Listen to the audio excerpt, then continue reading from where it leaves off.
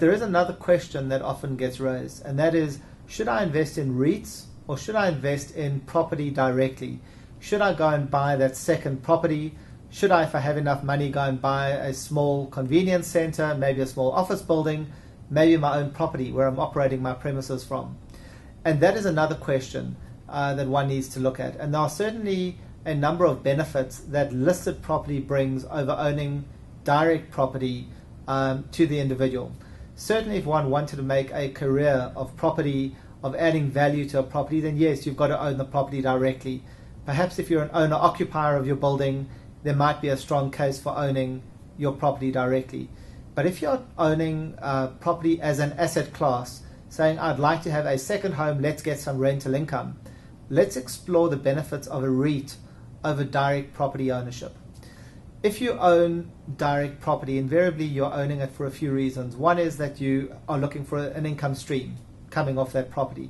Well, you get that same income stream coming off listed property. Second issue, you might say property is a good investment because it's an inflation hedge. Generally, my rentals will increase at rates above inflation, and it's good to own a property. Well, that is true. That's a very sound commercial reason for doing it.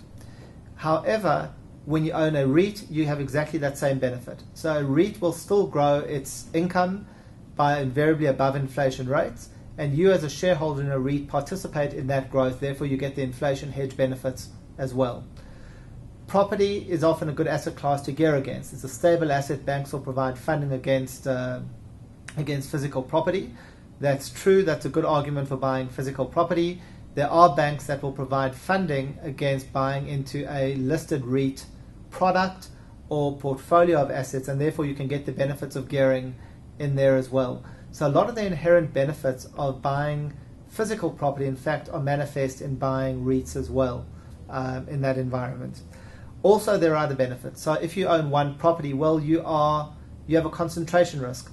What happens if rents go down in that area? What happens if your tenant vacates?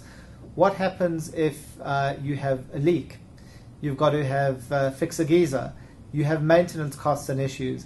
Those are issues that become very costly and very time consuming to the individual property owner. When you're buying into a REIT, you're getting diversification, invariably across a range of asset classes, across the country, and across different sizes, nodes of property, and therefore you are not exposed to one risk, but rather you've diversified your risk across a whole range of factors, and therefore it is a much better proposition, in my opinion, without that concentration risk that you have.